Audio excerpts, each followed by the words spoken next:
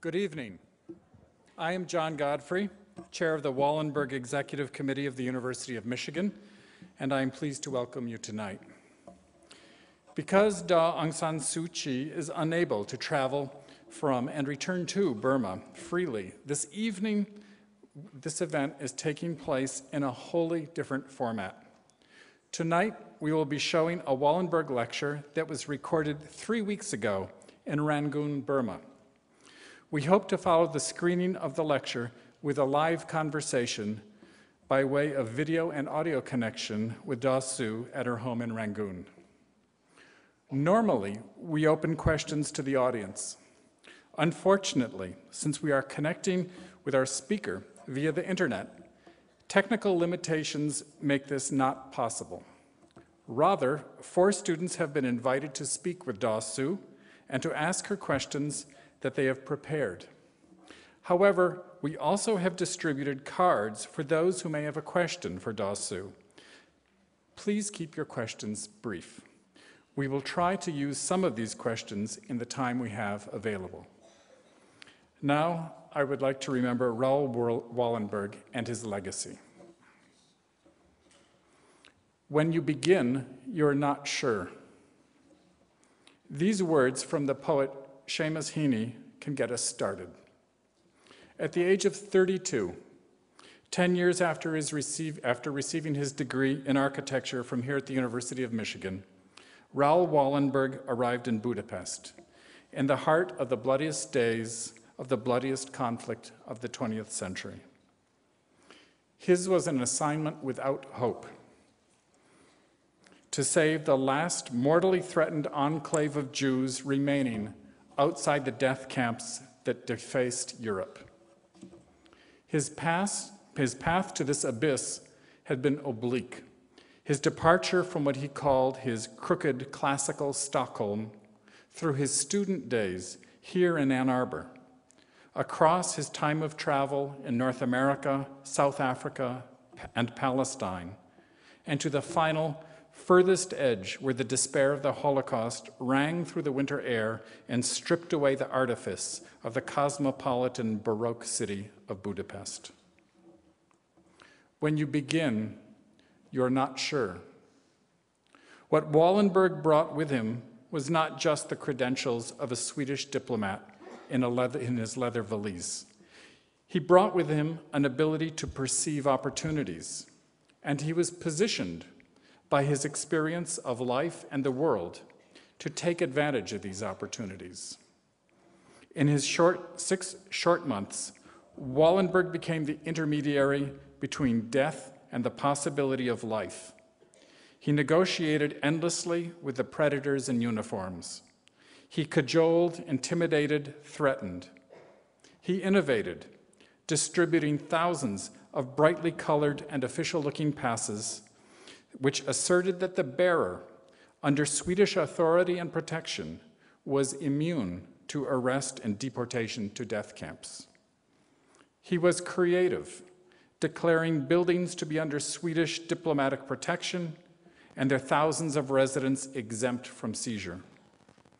He took risks, pulling Jews from trains destined for Dachau and Mauthausen. He disrupted the Nazi death machine with every step he took. Who Raoul Wallenberg became through his life and across those desperate 6 months in Budapest is captured in words written, not coincidentally, by the woman we honor this evening. In her essay, Freedom from Fear, Aung San Suu Kyi reflects on the connection between fear and courage. Fearlessness may be a gift, but perhaps more precious is the courage acquired through endeavor, courage that comes from cultivating the habit of refusing to let fear dictate one's actions, courage that could be described as grace under pressure, grace which is renewed repeatedly in the face of harsh, unremitting pressure. Even under the most crushing state machinery, courage rises up again and again, for fear is not the natural state of civilized man. The medal that the University of Michigan presents commemorates that same fearless spirit of Raoul Wallenberg, whose every step strengthened his certainty of purpose and who saved the lives of tens of thousands. When you begin, you're not sure. This evening, the University of Michigan recognizes and celebrates an extraordinary woman who, like Raoul Wallenberg, teaches us that individuals of conscience make a difference in even the darkest moments of the human experience.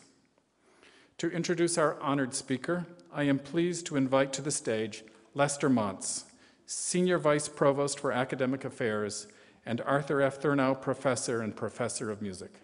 Lester.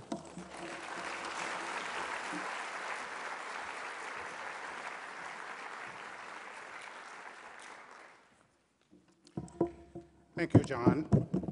Good evening to you all, and thank you for coming out to share with us this most momentous occasion. This evening, the University of Michigan will confer the 21st Wallenberg Medal.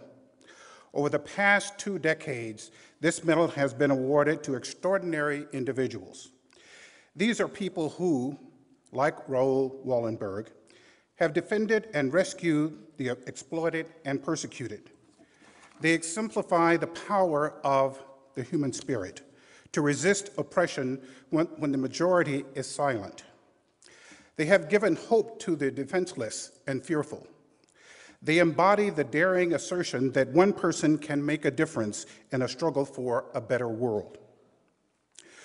I want to thank the Wallenberg Executive Committee and John Godfrey for its dedication to ensuring that the memory of Raoul Wallenberg lives on and that the spirit of his convictions endures in this university that was his home.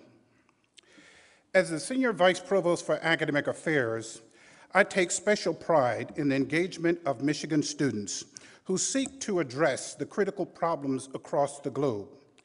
For the past 5 years, supported by Wallenberg International Summer Travel Fellowships, undergraduate and graduate students have taken part in humanitarian community service projects or civic engagements across the world.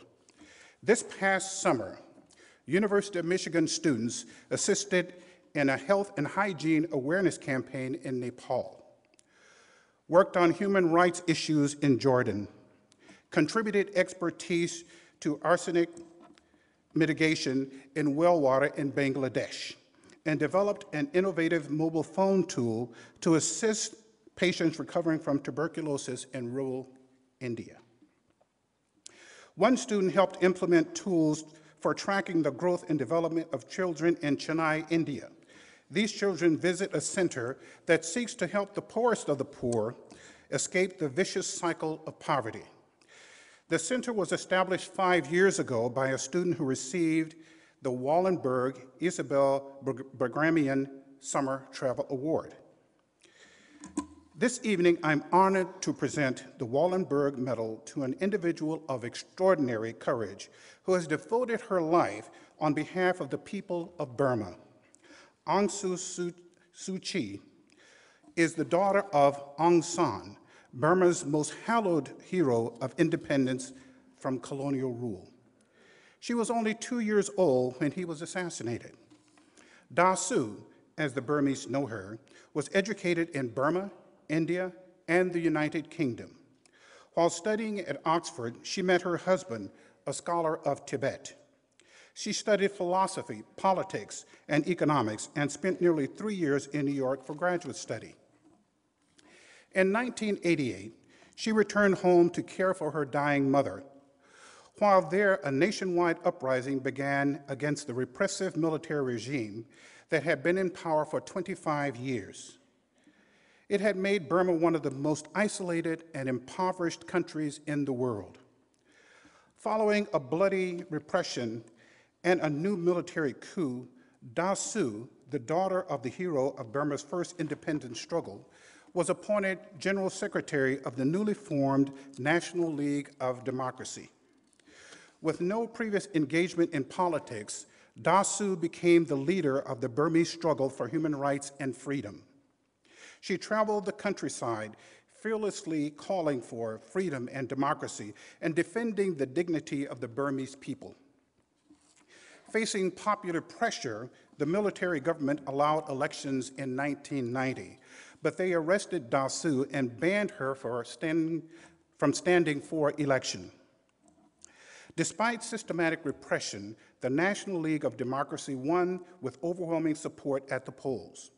But the military refused to recognize the election and embarked on years of violence and subjugation of the Burmese people. In 1991, in recognition of her fearless and nonviolent stand against tyranny in Burma's second struggle for national independence, Daw Suu was awarded the Nobel Peace Prize. She continued to speak out, and in 1995, Daw Suu was placed under house arrest. In 1999, her husband died in London. Before his death, the Burmese regime refused to allow him to enter the country. Instead, the regime urged Daw Suu to travel to be with her dying husband and her children, but she knew she would not be allowed to re-enter the country. Many more years of restriction and house arrest followed. During intervals when she was allowed to travel around the country, Daw Suu rallied the Burmese people who had not given up their resistance. In 2003, she and her companions were attacked while traveling, and many were killed. She again was restricted to her house. Daw Suu has written, and I quote, "The only real prison is fear, and the only real freedom is freedom from fear," end of quote. For the past 7 years, she has been isolated, not able to communicate freely. Yet from this imposed internal exile, her unrelenting conviction that hope cannot be silenced and that hope must be paired with endeavor continues to ring out across the world. In November last year, after interventions from the UN, the United Kingdom, and the US, Daw Suu was released from house arrest. She had spent a total of nearly 15 years in detention. In recent months and weeks, hope has risen again for Burma's return to democracy. But Burma remains on the knife's edge, and as of now, the outcome remains uncertain. If freedom is restored, Burma's 58 million people will emerge into a changed world and a transformed Asia. So on behalf of the University of Michigan, I am proud to introduce Aung San Suu Kyi, who, although often silenced and exiled in her home, has led the people of Burma to this moment when they may reclaim their history. Daw Suu, as John pointed out, was not able to travel to be here in person, but she has kindly recorded the remarks we're about to watch. Before I begin the lecture, I would like to thank the University of Michigan for choosing me as the recipient of the Wallenberg Medal for 2011. To be so honored is to be moved to contemplate on the greatness of soul that Wallenberg exemplified, and to be strengthened in the awareness that the world is in need of many Wallenbergs. I'm sorry I cannot be with you in person today, but our dedication to the cause of freedom binds us close together, and technological advancement has allowed me to see you and to speak to you as though we were in the same room. I'm grateful to all those who have made it possible. An old Burmese saying identifies the 3 happiest days in the life of a man. The first is the day he finishes his novitiate. All Burmese Buddhist boys are expected to be ordained as novices and to spend some time in a monastery at least once in their lifetime. The second one is his wedding day, and the third is the day on which he is released from jail. This saying raises many interesting questions about Burmese society, but for the purposes of this lecture, I will confine myself to the third day of happiness. I've often wondered whether it reflects a propensity in Burmese men to land themselves in trouble, or whether it indicates that Burmese authorities is inclined towards excessive use of their power to punish their subjects, or whether our ancestors, in their wisdom, were anticipating the events of today. Looking around at the colleagues and comrades closest to me, I cannot help but notice that there are few who have not spent some time in some form of detention as a result of their political activities. What is unquestionable is that our forebears believed that the restoration of freedom is one of the greatest joys man could experience. Freedom restored, how does it feel? I spent the major part of the last 20 years under house arrest. I have also spent short periods in a prison bungalow, in a military officer's quarter, converted into detention headquarters, and in a prison guest house. The day I was placed under house arrest for the first time in July 1984, I found the situation curious. In one reading of a piece of paper, the detention order, my home had turned into a prison. Or had it? Surely it was up to me to decide what the answer would be. When I was taken to an isolated bungalow within the precincts of Insane Jail in 2003, I again felt a sense of curiosity. The bars on the windows, the clanging of the heavy iron door, it was all so like, and yet not quite like, all the prisons of which I had read and heard. Was it up to me to decide whether or not stone walls and iron bars constituted a prison? The time spent at the military officers' rest house, in which I was quartered later, also provided much food for thought. It was built in the grounds of an expansive army cantonment. Care had obviously been taken to make it comfortable, and I was treated like a guest whose movements had been restricted for inexplicable reasons. I was a prisoner, certainly, but need I feel imprisoned? In 2009, I was accused of breaking the terms of my detention order and removed from my house to the guest house at Insane Jail. This place was meant for visiting prison officers from other parts of the country, and there were neither barred windows nor clanging iron doors, and I wondered whether it should or should not be seen as different from the bungalow I had occupied 6 years back. Should I feel any different? Intellectual curiosity about the changing circumstances in which I found myself gave me a sense of detachment that made me feel, in my mind, that I was always free. I was thus a disappointment to those who eagerly asked me after my release from each round of detention how it felt to be free. I don't feel any different would be my honest but far from exciting answer. I may not have felt different, but freedom was certainly different from captivity, and one becomes aware of this difference from the moment of release. When I was told in 1995 that after 6 years under house arrest, I could once again look upon myself as a free agent, I was not quite sure what my first act should be. The telephone line had been cut for all those years. I had no family waiting to greet me outside the gate. I had no idea how to contact any of my friends or colleagues. Finally, I asked the departing security officers if they could let those members of my party who lived nearest to my house know that I had been released. That was a curious sensation, to be once again in a position to decide with whom I would make contact and in what way. It was a re-entering into human society. When we ask for the release of political prisoners, we are asking that they be readmitted to their rightful place in human society.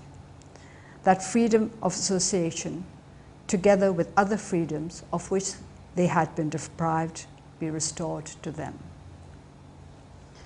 What is it about freedom that makes it a burning issue for all times? Give me freedom or give me death, liberty, equality, fraternity. The ringing calls for freedom that have resonated across the ages and across racial and political and geographical divides, stand evidence to man's yearning to be free. But why should this be so?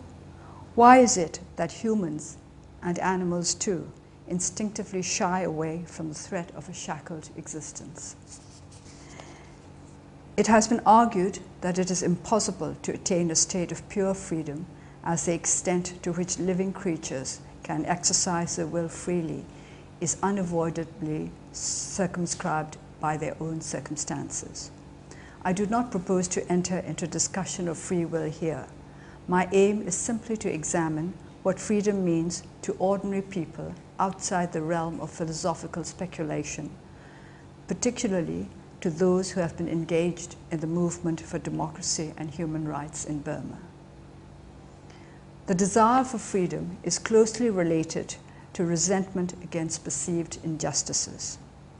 The uprising against the dictatorship of the military-backed Burma Socialist Program Party, BSPP, in 1988 was rooted in anger and dissatisfaction initially stirred up by the demonetization of banknotes in 1987. The economic stagnation into which the country had fallen under the BSPP administration had made it very hard for anybody to earn a decent income honestly. And when the public saw the savings they had managed to scrape together vanishing overnight, their outrage was dry tinder waiting to become a raging conflagration. The necessary spark was provided in March 1988 when the crude handling by the authorities of a fracas that had taken place between students of the Rangoon Institute of Technology and local youths led to clashes between the police and students, 2 of whom were shot dead. This was the beginning of massive demonstrations that swept across the country as people from all walks of life poured out onto the streets to give vent to a sense of injury that had been rankling in their breasts throughout the years of helpless submission to an authoritarian power. The uprising of 1988 started out as a movement against repression and injustice. It was a demand for the removal of shackles. It was a call for redemption, a cry for freedom as escape from the restraints that cramped the quality of life. To be forced to submit unremittingly to the will of others is to be denied the right to exercise control over one's own life, to be deprived of the basic independence essential for the upholding of human dignity. Hundreds of thousands marched to the streets of all the major cities and towns, and even some of the bigger villages of Burma, roaring out, "Our cause." At the beginning, that cause was not identified. There was just a conviction that it was something quite different from what authoritarianism had to offer. It was, ironically, 3 simple words used by the aging dictator Ne Win, chairman of the BSPP, in his last speech to the National Assembly that provided the first inkling of what would turn out to be the cause around which the Burmese public would rally.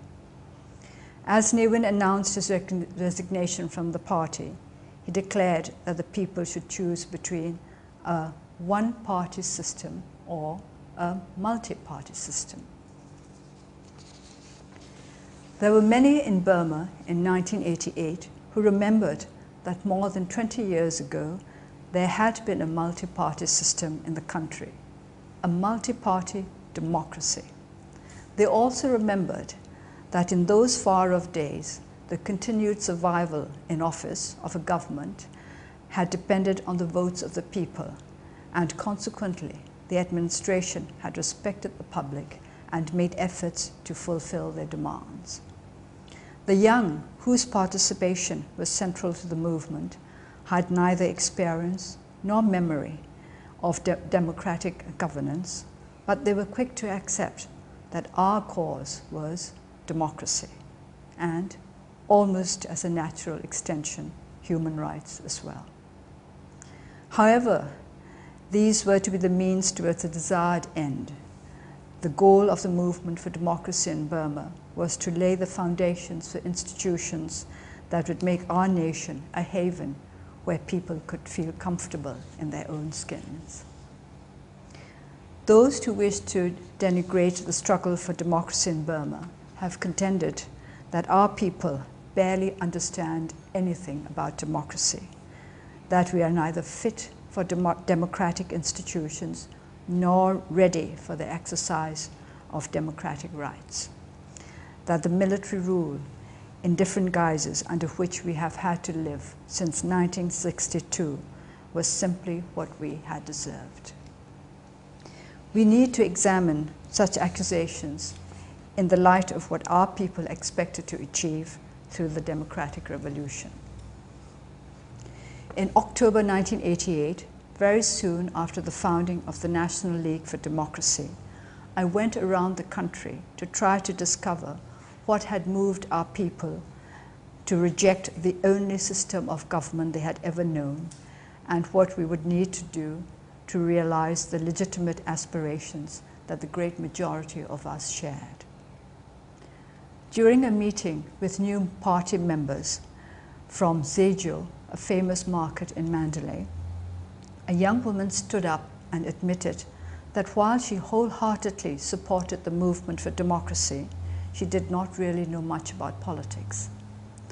I then asked her why she wanted democracy, and she explained that she had a small shop and she simply wished to go about her business freely and honestly, without fear of undue interference from the authorities, and she was convinced that, given these basic freedoms, she would be able to do very well indeed for herself. It seemed to me that she had understood the most important thing about democracy, that it was not an end in itself, but the means towards achieving a particular kind of society, one that would incorporate guarantees of basic freedoms and fair play for its members. As I went across the country discussing democracy and human rights, I would come across, again and again, this coupling of freedom with fair play, with justice.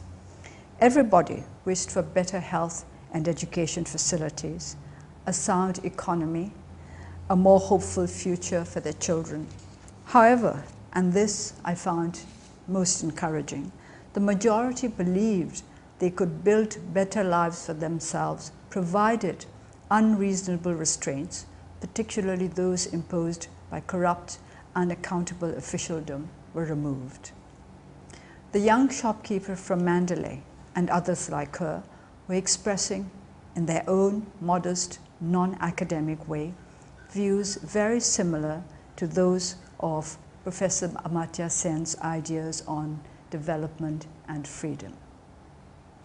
Development requires the removal of major sources of unfreedom, poverty as well as tyranny, poor economic opportunities as well as systematic social deprivation, neglect of public facilities as well as intolerance or overactivity of repressive states. Again, Professor Sen, greater freedom enhances the ability of people to help themselves and also to influence the world, and these matters are central to the process of development. The people of Burma had made democracy their cause because they wanted the freedom to be able to help themselves. To engage in politics in post-1988 Burma was to start Chapter 2 of the history of democracy in our country. The introduction was the movement for independence that had politicized the masses and woken them to the centricity of their role in the making of the nation. Chapter 1 constituted the first years of independence, when a parliamentary democracy had managed to survive and even to put out gallant shoots of social and economic progress, in spite of old wounds left by war and colonialism, and new ones that had opened up with the eruption of the so-called multicolored insurgencies. multicolored because there were the red and white mutually hostile communist forces, the Karen National Defense Organization, and the White Comrades, an organization headed by veterans of the patriotic Burmese forces that had joined the Allies towards the end of the war to defeat Japanese troops in the country. The struggling young democracy of post-independence was brought to a close by the military coup of 1962. Chapter 2 of the quest for democracy had to be started almost from scratch. From democracy to human rights is a natural transition. In 1988, very, very few people in Burma had heard of the Universal Declaration of Human Rights. It is evidence of the genius of the document that once its contents were made known to those who had hitherto been totally unaware of its existence, understanding and acceptance followed quickly. The very first paragraph of the preamble was a clear expression of their inarticulate longings, and it was a moving experience to realize suddenly what it was they had been lacking all their lives, and to be assured that this lack was recognized with understanding and sympathy by the great and powerful of the earth. Whereas recognition of the inherent dignity and of the equal and inalienable rights of all members of the human family is the foundation of freedom, justice, and peace in the world. That is how the preamble begins. Freedom, justice, and peace. Were these not what they had been demanding all along? The preamble went on to declare that the highest aspiration of the common people was the advent of a world in which human beings shall enjoy freedom of speech and belief and freedom from fear and want. They were the common people. They were human beings. And yes, what they wanted most was to enjoy those freedoms that would enable them to live as dignified, worthy human beings. The different freedoms are connected and mutually strengthening. I have emphasized freedom from fear in our struggle because I see it as the master key that will open the door to other freedoms. Fear renders us dumb and passive. Fear paralyzes.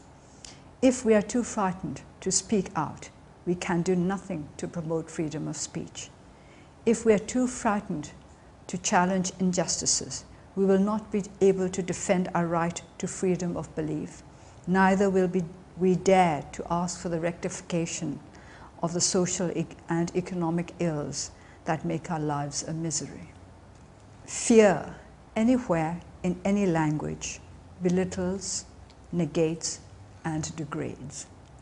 The Indian poet Rabindranath Tagore described the heaven of freedom as a place where the mind is without fear. Freeing ourselves from fear has been the unseen, crucial part of our struggle for democracy in Burma. It takes courage and commitment to achieve freedom and to uphold it. Where there are no laws and institutions to protect basic human rights, individuals have to fall back on their own will to practice and promote the freedoms in which they believe. The support of those who share their commitment helps them greatly in this endeavor. More than 10 years ago, I asked the students of an American university to use their liberty to promote ours. This message was picked up by peoples from across the world. We have been helped in our struggle. We have not been alone. Contact with free peoples enhances the sense of freedom. During the years under house arrest, such contact through the radio or through books helped to keep my mind free. To this day, whenever I receive a new book, I feel a stir of excitement in anticipation of the wider world into which I would be admitted through its pages. I can never be grateful enough to those who have helped me to feel I was part of the free world, even during those times when that world seemed as far away as the most distant stars. Even as the light of stars managed to reach us after long years, so the sympathy and solidarity of peoples, very often complete strangers, who care for our freedom as though it were their own, break through human and geographical barriers to give us solace and strength. An unshackled mind is the first step towards genuine freedom that is as liberating for others as for our own selves. If we are sensitive to our own need for freedom, but indifferent or even contemptuous of the same need in others, we devalue the concept of freedom. Liberty that is used to inflict pain and justice on others is an aberration. It is no longer liberty, it degenerates into license. The ability to value the freedom of others as we value our own freedom is based on breadth of vision, a capacity for empathy, and a sense of responsibility. If freedom is to survive and flourish, we who believe in it must prove that it is a force that can be directed along positive channels by our dedication to a healthy balance between rights and responsibilities, by our ability to respect the hopes and aspirations of others as we would wish others to respect our own hopes and aspirations. I refer to Raoul Wallenberg as a great soul at the beginning of the lecture. It is difficult enough for the average man to value others as he values himself, but to value others more than one's own self, that is a rare phenomenon indeed. We in the movement for democracy in Burma have been admired and applauded for our efforts to gain freedom and justice for our people. But in the face of a Wallenberg, we feel humbled. We are struggling for our own people, our own country. What Wallenberg did was to sacrifice himself for peoples of a different country, a different race, a different religion. For him, the differences were much less significant than the ties of common humanity. He teaches us that the highest form of freedom is freedom from the narrowness of mind that ties us to prejudices and to hate and makes us indifferent to the sufferings of those we perceive as different from ourselves. When I was released from house arrest last year, I explained that I did not feel any different because my mind had always been free. Now, almost a year on, let me tell you what it means to be free. It means that I can sit down and record this lecture. It means I can communicate with you. It means I can go out of my house at any time I please. It means I can talk to friends, confer with colleagues. It means I can work to take our country further along the road to democracy. Freedom means activity. Freedom means movement. Freedom means life. To deny freedom means to deny life. That is why lovers of life cry out, "Give me freedom or give me death." And that is why I would like to conclude with this tribute to Raoul Wallenberg. Greater value has no man than this, that he lays down his life for the freedom of his fellow human beings.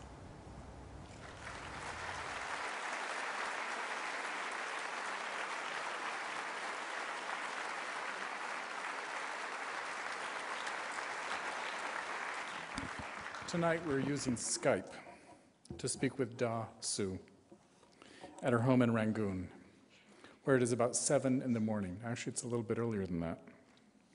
This is a difficult undertaking because of Burma's limited network bandwidth capacity.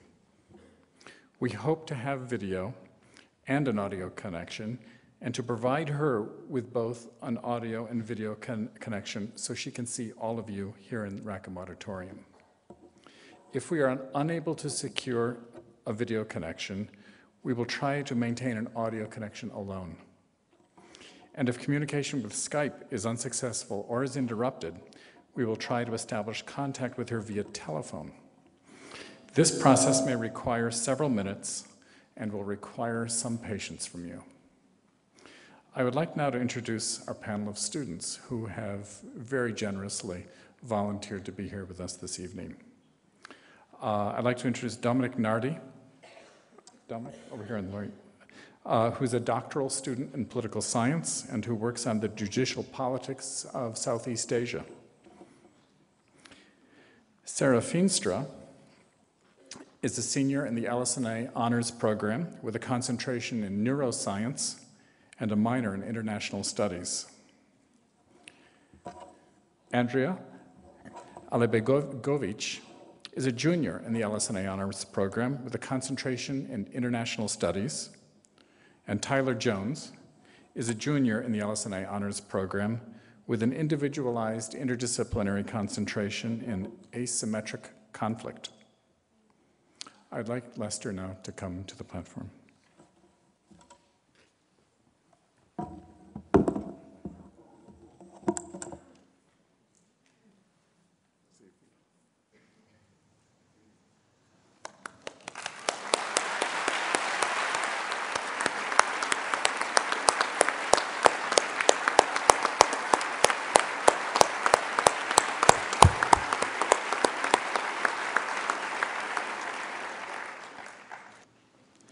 Good morning, Dasu. Thank you for joining us at such an early hour. And thank you for your inspiring courage. My name is Lester Mons. I am the Senior Vice Provost for Academic Affairs here at the University of Michigan, and it is my honor to welcome you to the university. I am standing in Rackham Auditorium, where students, faculty, and staff are gathered, as well as members of the Ann Arbor community, for the presentation of the 21st Wallenberg Medal. As you cannot leave Burma before freedom for Burmese people is secured, we are honored to present the Wallenberg Medal for the first time in absentia.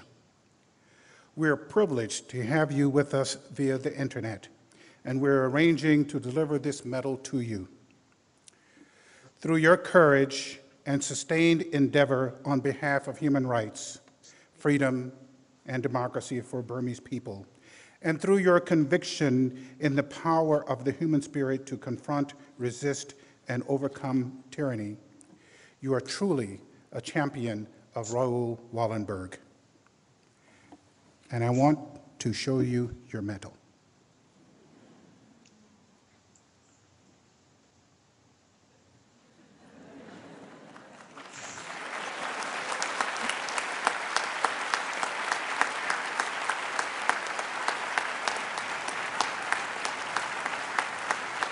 Thank you very much.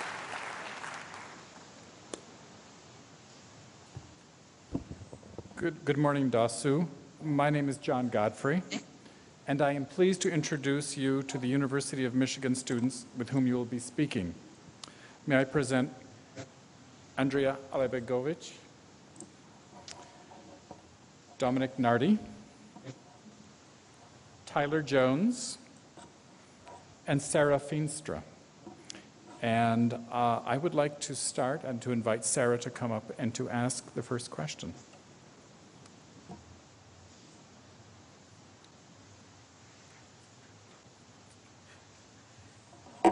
Dasu, it's an honor to be with you today.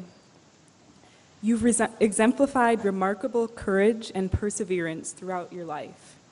Who has been an inspiration to you or served as a role model for you? I've had many role models. To begin with, of course, it was my father, and then my mother. People often forget that I was brought up almost at the time.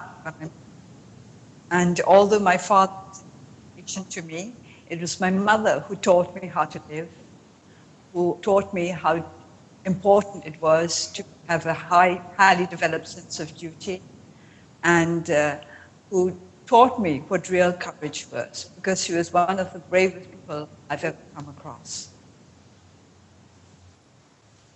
Hello, Dasu. My name is Andrea Alabegovic, and I would like to preface my question by saying that I'm truly honored and privileged to have the chance to ask you about your speech and your remarkable dedication to the people of Burma and the promotion of human rights.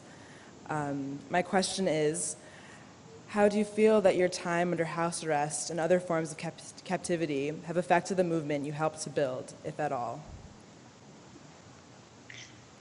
I'm not quite sure how it's affected all the people who are in the movement, but I think the fact that I was placed under house arrest for so many years did focus attention on our movement for democracy.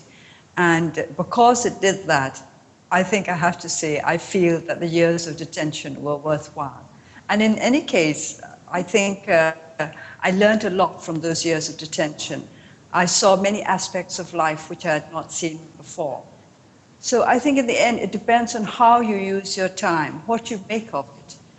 A lot depends on what you put into life, not what life puts out for you. Thank you.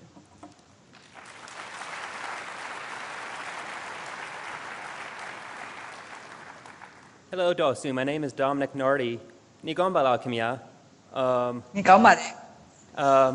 Nigomare. My wife is actually Burmese, so if I can take a moment and just extend our personal thank you. She was Prospect Burma Fellow, and I know your support has meant a lot to her over the years, so thank you. I'm by background a lawyer, so if you don't mind, I'd like to ask you a question about the new Constitution.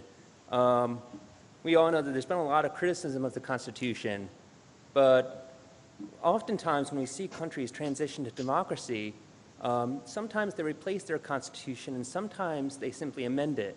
So I was wondering, if for Burma's Constitution, can you envision a transition to democracy under this Constitution, or do you think it will have to be replaced? I think we'll first start thinking about it in terms of amendment, because there are some parts of the Constitution which we do not think are at all compatible with the democratic values. But there are other parts which are not entirely inimical to democratic values. So I think we should start trying to amend the worst parts of the Constitution. And if it is the wish of the people, we may have to change the whole Constitution. That's, after all, what democracy is about, that our country should be run in accordance with the will of the people. And since a Constitution is fundamental to how a nation is run, in the end, it is the people who must decide whether they want to go in for total replacement or for amendments. Thank you.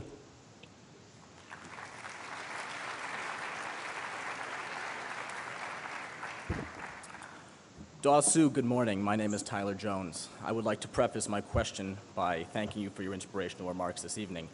From the situation in Burma today to the ongoing crisis in the Middle East, I believe that today, perhaps more so than any other time in history, your words are truly salient. My question for you is regarding some comments you made in 2007 regarding nonviolence and protests. When speaking about the Burmese anti-government protests, you highlighted the importance of nonviolence in the quest for democracy, even though this may ultimately prolong the quest for freedom. Today, similar protests have taken root in the Middle East. Recently, an Egyptian activist is quoted as saying, "The Egyptian revolution was peaceful. Whereas most revolutions end with thousands getting their heads cut off, we spared the heads, and today they are working against our revolution." In your view, how can those in the Middle East today continue along the path of nonviolence and still hope for a successful regime change? I believe in nonviolence. Not everybody believes in nonviolence. But I think that in the long run, nonviolence pays. As I said, as you mentioned, I have said that it's a longer road, it's more difficult. But there are fewer wounds to be healed. Now, those heads that were not cut off, perhaps now they're thinking against the revolution. But that means there has been less bloodshed, fewer wounds, and that in the long run, Egypt will be able to come to an understanding. The people of Egypt will be able to understand each other, and there'll be less friction. I think what is so important for all peoples and all countries is to be able to work out a situation which is acceptable to all. That is to say, we've got to work towards harmony, towards peace and harmony. And the fewer wounds there have been, the easier it will be to work towards peace and harmony. And so what if some heads are thinking against you? Heads are there to think. I prefer heads that think rather than heads that nod all the time or shake all the time. Let's all think, and let's all think of a way of resolving our differences. I prefer people with heads than without.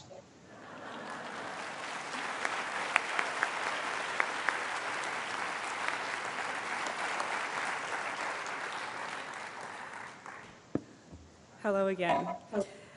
How can citizens of countries outside Burma, such as the United States, be better world citizens in regards to promoting democracy and human rights in Burma? I've always emphasized awareness. I think the people of the United States, especially the young people, need to be aware of what is going on in the rest of the world. You are very fortunate. Of course, you may not think so in times like financial crises, but compared to many people in other parts of the world, the citizens of the US are very fortunate indeed. And I would not like you to forget others in your good fortune, not to forget the misfortune of others. And I would like you to understand that you are a very fortunate country and not always be looking at the dark side of things. For example, you can afford to take democratic rights for granted. When you organize an occasion like this, you think it's perfectly easy. You want to have this kind of occasion, you organize it. You want to award a gold medal to somebody from the other side of the world, you can't do it. It's not easy for people like us and many others like us who live in countries where there's no genuine freedom, when there are no democratic institutions to safeguard our rights. I would like you to remember that you are fortunate. I wouldn't like the United States always to be doing itself down, because we do appreciate you as a friend and as a defender of democracy. So to begin with, you help us all by defending your own democratic values, by doing whatever you can to make your citizens truly democratic and open-minded. Because these two go together. You cannot really practice democratic values if you're narrow-minded, because democracy depends on the participation of as many people as possible. So if you first defend your democratic values and your broad-mindedness, you will help the rest of the world. And then, of course, we want some practical help from you as well. We would always like to be behind our movements for democracy and to help us to educate our young people. In the long run, the greatest help we need is that in the realm of education. Thank you.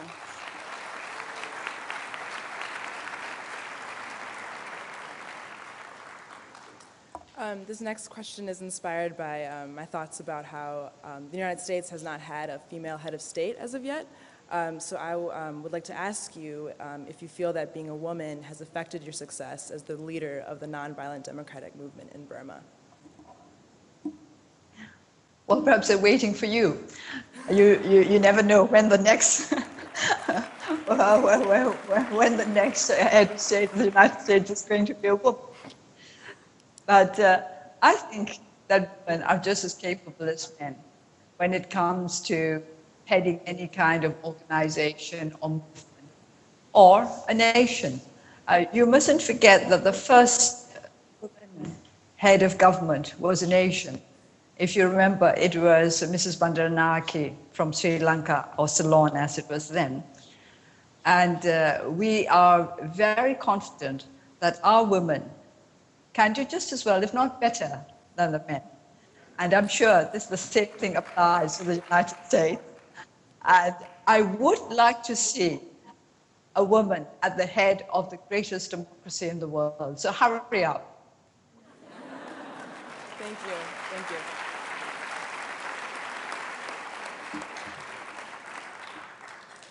Hello, Dosu. I wanted to ask you about what Burma can do today to prepare for a better democracy tomorrow, partly because in Southeast Asia, we've seen several countries that have transitioned to democracy, yet still face huge challenges. the political conflict in Thailand, election violence, and poverty in the Philippines.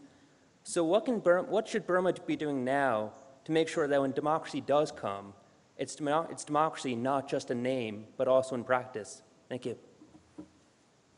It all comes down to education, doesn't it? We in the National League for Democracy spend a lot of our time trying to educate. I hesitate a little to use this word, because it sounds a bit patronizing, but I don't mean it in that way at all. What I mean is opening up the minds of our people and to supply them with as much information and knowledge as possible so that they can think for themselves. As I said earlier, one of the most important things about democracy is broad-mindedness. We want people to be able to understand other people's points of view. I think for a working democracy, you do need to be broad-minded. You need to be able to empathize with others. So we try to teach our young people as much as we can about the responsibilities of democracy. Whenever I talk about democratic rights, I never forget to mention the fact that there are responsibilities as well, that rights and responsibilities go together.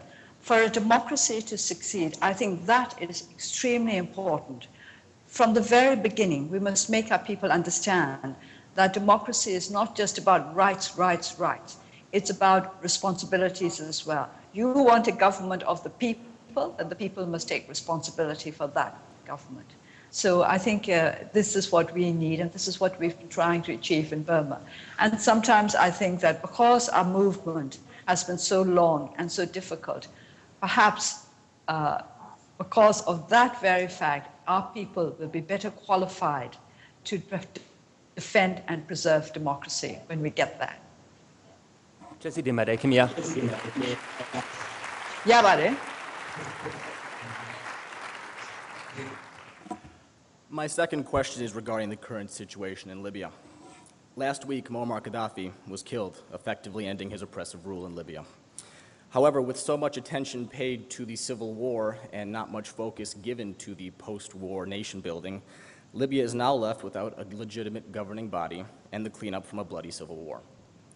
How, in your view, is it possible for countries like Libya, who have never really known any form of democracy, to begin to develop a country that speaks for the people?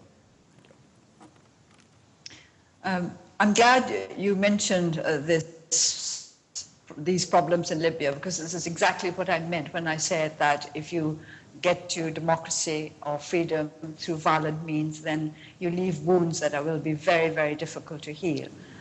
I think they have to make a start. Nobody gets anywhere without making a start. And I think the whole world needs to help Libya to get over the trauma of the last few months and learn to get over the bitterness, to get rid of the bitterness. I think that the most frightening thing for any country is when the people are set against each other and when there are deeply felt feelings of hatred and resentment. I do not think that the feelings of hatred and resentment are going to go away from Libya just because they have moved Gaddafi. These are going to go on. People have shot at each other, people have killed each other, people have tortured each other. These are not going to be forgotten in a hurry. But we need some people who will start this in Libya. I would like to see a genuine, non-violent movement emerging out of the people of Libya, who will help to heal the wounds of the country and to put it on the right path. It's not going to be easy, and I'm not expecting Libya to be transformed overnight into a peaceful country where everybody understands everybody else. But somebody, somewhere must begin. And let's hope for a Libyan Martin Luther King, a Libyan Gandhi, a Libyan Nelson Mandela. We must hope for these things.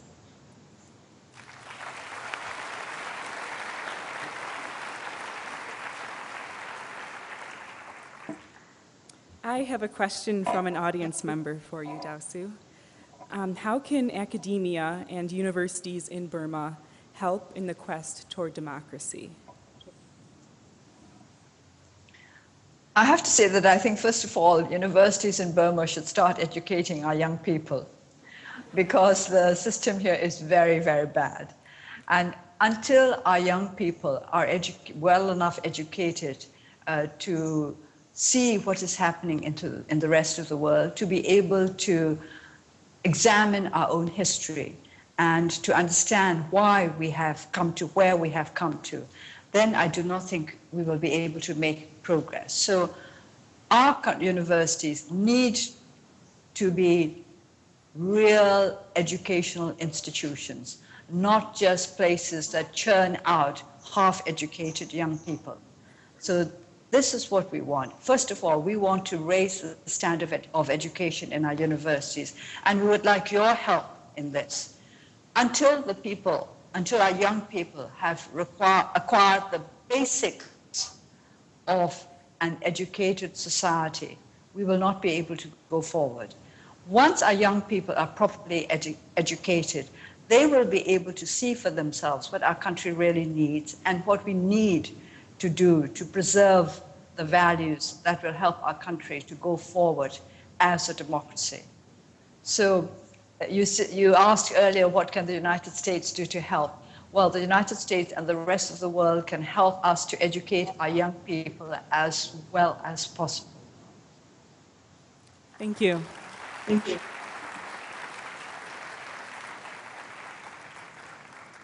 I have another question from an audience member here. The question is, what skills did you draw from your college education that you have used and valued the most in your life's work? When I was under house arrest, very often I would think of my friends, the ones who were at university with me. And those memories were not just some of the happiest memories I had, but the most strengthening, because I remember that we all came from different countries. Of course, I had English friends because I was studying in England, but I had Indian friends, I had Pakistani friends, I had Thai friends, I had Kenyan friends, Ghanaian friends, friends from all over the world. And I think that was the most important part of my university education, that I learned to know people from all parts of the world and to understand that we all shared the same hopes and aspirations and fears, that we were all human beings. And it's very, very nice to be human beings young together, because don't forget that, don't waste your youth. Youth is a lovely time. And it was a time when we really cemented our feelings of warmth and sympathy for each other. And these friends are still my friends. And that's what I got most out of my university education, that you can reach out to people from different parts of the world, from different cultures, who belong to different religions. And you can still build up such a solid and such a deep understanding that it carries through for the rest of your life. And you can think of them when you're in times of trouble and feel, well, this is not a bad world after all. Thank you. Thank you.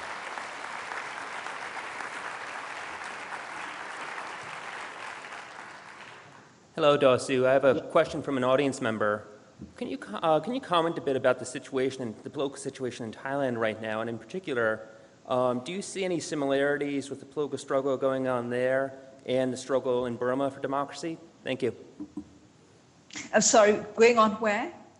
The political situation in Thailand. Thailand.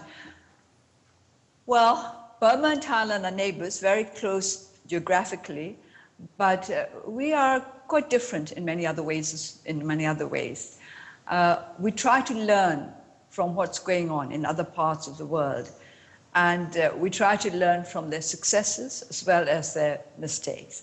Now, I'd rather not talk about the mistakes of other countries, but thinking of the successes, of course, Thailand is well ahead of us economically and even politically, because Thailand has had a number of democratic elections, not perhaps as smoothly as one would wish for, but certainly they have passed through a number of democratic elections and built up a number of democratic institutions. For example, the Thai media is certainly a lot freer than we are, and this is something that we admire. But we do not look upon Thailand as the one country that we should see as an example.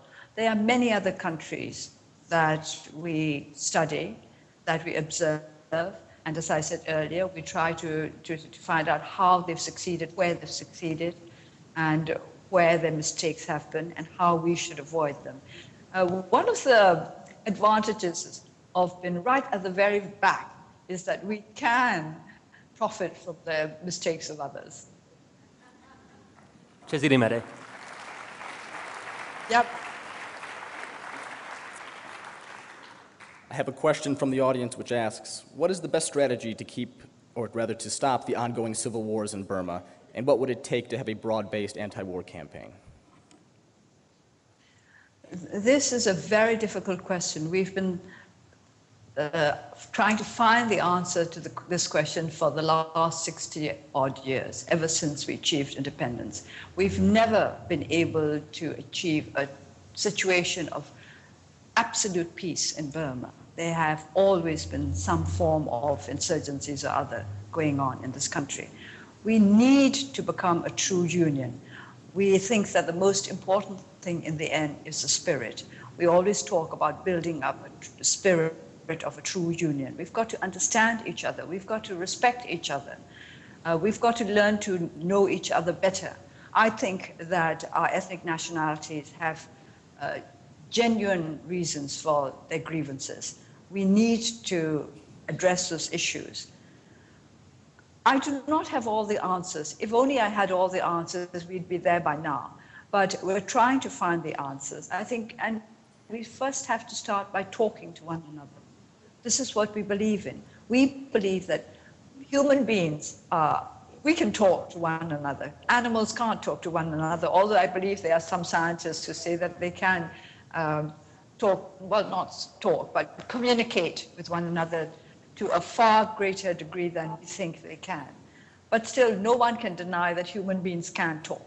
And we've got to use this facility to come to an understanding with one another. I believe in talking. This is what we're doing now, aren't we? We're talking to one another, trying to learn more from one another.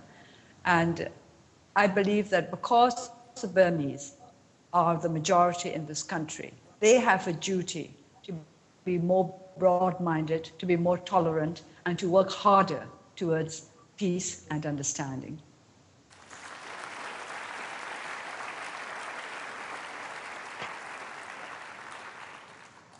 You mentioned in your talk that freedom from fear has been the unseen, crucial part of the struggle for democracy in Burma.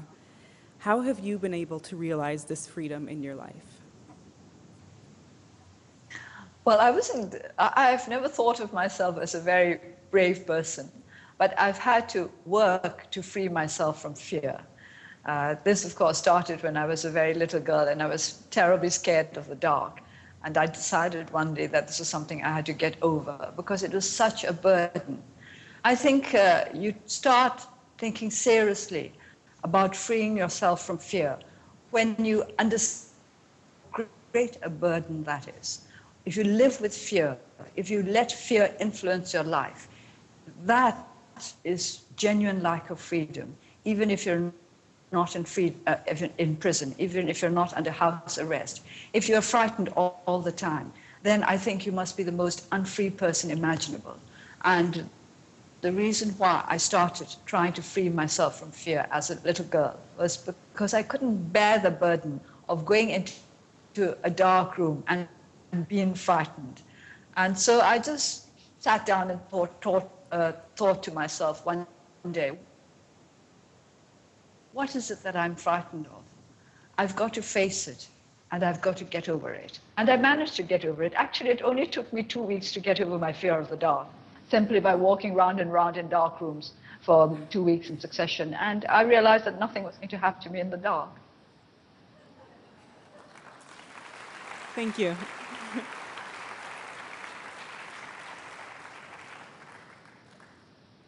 Dasu, I have another question from the audience.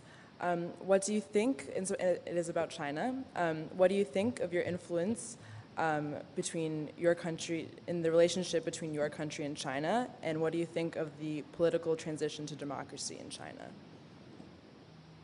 First of all, I think I must make the point, which I make very, very often, that Burma and China are neighbors.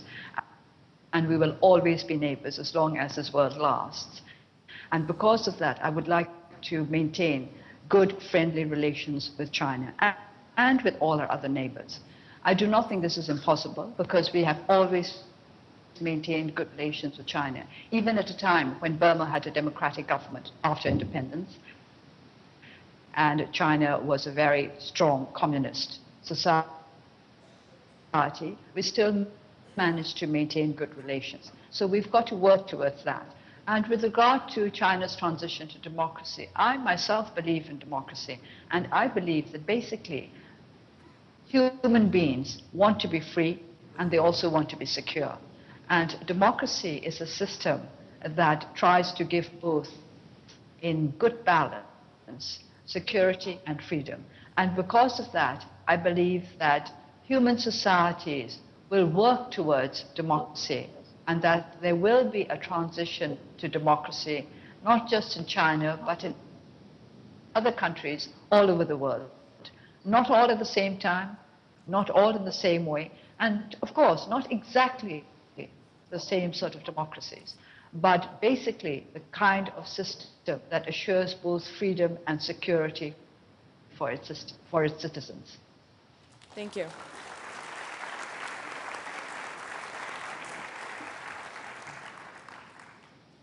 I think I have to get a word of Burmese before you begin. နေကောင်းရဲ့လားလို့အမျိုးသမီးကိုမေးလိုက်ပါ နေကောင်းပါလေ Okay. Sorry, တပြောပါ Well, I was actually asking how your wife was because you said she was Burmese. She unfortunately can't make it tonight, but you know, she's watching us live, so I know this means a lot to her, so thank you.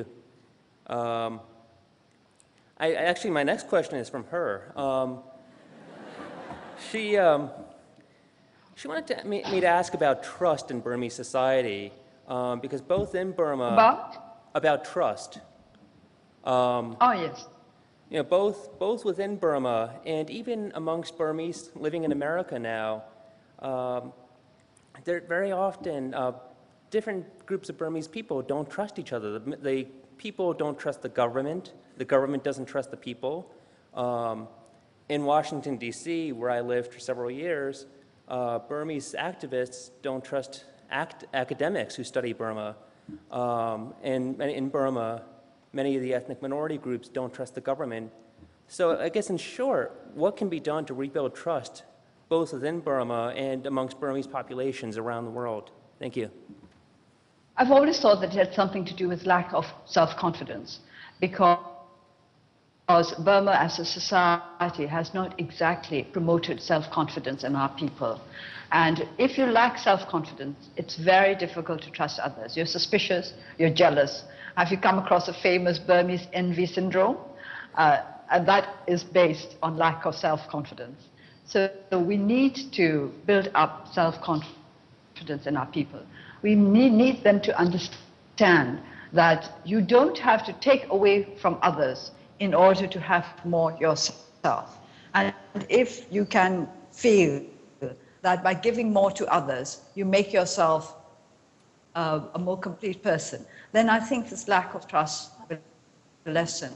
Well, it's very appropriate that you should ask this question at this lecture, because Raoul Wallenberg was a man who was full of self-confidence. And the work that he did required trust. He had to trust others while he was carrying out his very, very dangerous mission. Or not, it was not even just one mission. Let us put it as missions because it was so multifaceted. And a man like him, he was able to do this. He was able to trust others because he trusted himself. He had full confidence in himself. So if you want to help our people to trust one another, you've got to help us to build up our self-confidence. This has a lot to do with the way in which society is run. Thank you.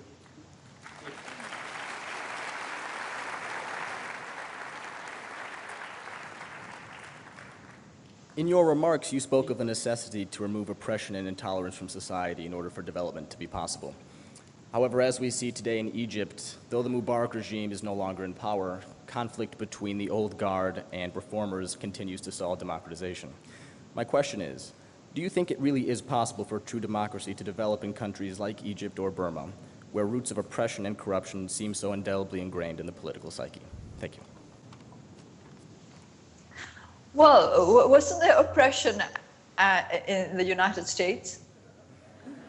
Well, after all, you can't pretend that there was never such a thing as oppression in the United States. And you worked your way out of it. I think people have to work their way out of situations like that. I mean, what's the point of being human if you're prepared to stay in a pit forever? We've got to climb out. And I believe that human beings do have the ability to climb out of these pits of hatred and resentment and anger and intolerance. We have to learn to do that. And I think one of the ways in which we learn is through the example of others who can prove that tolerance is better than intolerance, that freedom is better than oppression. This is why free countries and free peoples have a lot of responsibility. As I said earlier, rights and responsibilities go together. You're enjoying all the rights of democracy. You have to bear its responsibility as well. You have to make people understand, not by being patronizing, not by being arrogant, but with due humility, that you can get rid of oppression, you can get rid of anger and resentment and intolerance, and build better lives for yourself and for others around you. Thank you.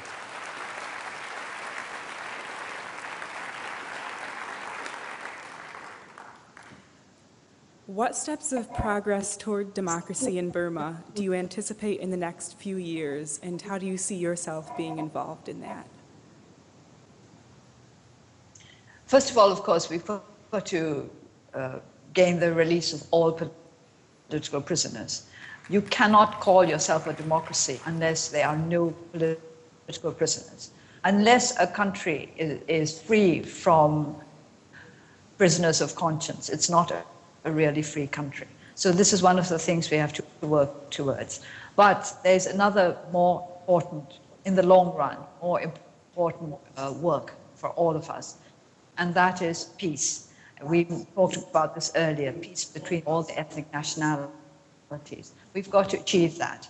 There can be no democracy without genuine peace, and no genuine peace without democracy. These two go together.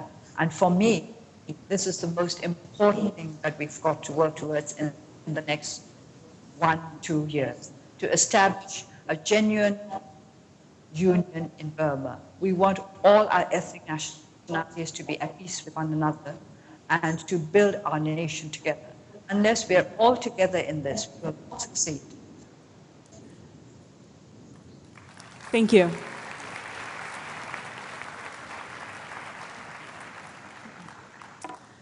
What advice would you give to young people who are unhappy with and would like to change the current social and political systems in place in your country or in any country? First, I think you've got to ask yourself what it is you're unhappy about. It's easy to be unhappy, but it's more difficult to really find out what it is you're unhappy about. And once you know what it is you're unhappy about, then you've got to start trying to change it, provided it's not an entirely selfish reason, such as not getting the biggest ice cream cone you can get and so on, if you're a child. But you've got to understand why you're unhappy. And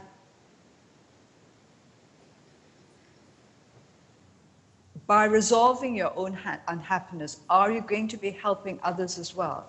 I think that's important. I don't think you should see your unhappiness apart from other people's lives. We're all connected to one another. And young people are so lucky because they've got so much time ahead of them.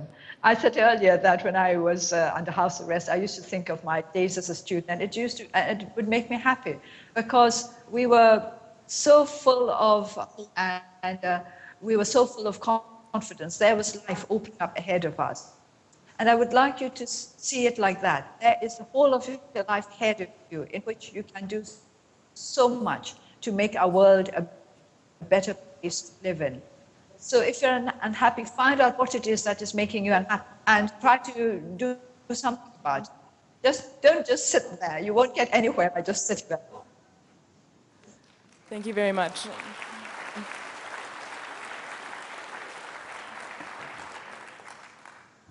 Well, unfortunately, this is the final question. But I did, very often when you were under house arrest, you were known as the world's most famous political prisoner. And celebrity is sometimes a great thing, but celebrity can also sometimes be a burden. And I wanted to ask you generally how you deal with your celebrity, whether you see it as a burden, an asset, or something else. And then more specifically, I know that there's a Hollywood movie about you coming out later this year, so could you comment about that? Thank you. Well, first of all, I've never thought of myself as a celebrity. That's rather an embarrassing sort of word, isn't it? I worry a little about the politics of celebrity. That I have to say. I think there could be too much of that, and I think that could make you lose track of what is really important. So celebrity is a dangerous thing, and it's best not to think about it too much. Now, with regard to with regard to yourself, I mean, and when you consider celebrities, then I think you should try to learn as much as you can from them, the dangers of that celebrity involves. Of course, there are advantages. I don't deny that. Because people knew me well, I was protected. This is why I say that the real heroes of our movement are the totally unknown people, the ones who have worked very hard and who go to prison, whose names are never mentioned in any speech by any statesman, who never received any prizes and who will probably never receive any prizes in the future, but who are still satisfied with what they have done because they have done something in which they believe. These are the real heroes of our movement. And when I think about them, this really makes me feel very, very humble indeed, that a celebrity is really far less of a hero than somebody who is a totally unknown soldier of our cause. And with regard to that film, I find it a little embarrassing. I have to confess that I don't like the ideas of films made about me. I don't know what's in it. Let me say that I've met Luc Besson and his wife, and I like them very much as people, but I'm not terribly keen on watching the film. Perhaps I never will. And I would just like to say this is a particular vision of who I am and what I went through. It's not necessarily an accurate reflection of what I am and what I had to go through. Thank you again. Thank you.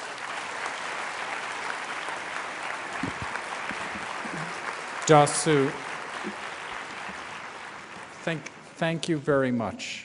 On behalf of the University of Michigan's Wallenberg Committee and the Rackham Graduate School, we would like to thank you for joining us, and our best wishes go to you. Thank you. Thank you very much.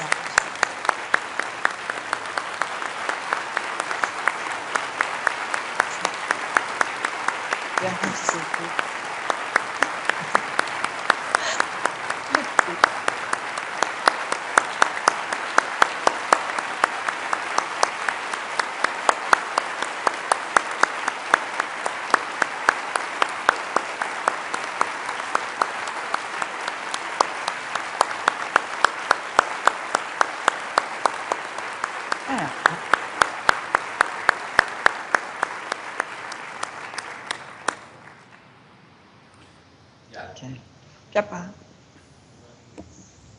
I would also like to thank you before you break up. I'd like to thank the extraordinarily dedicated staff who set up this Around the World conversation.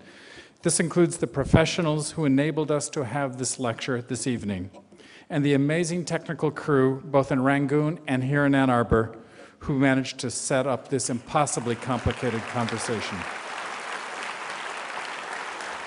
You should know that this event is being carried by both the Voice of America and Radio Free Asia, and it will be available. And it will be available very, very soon on the university's website.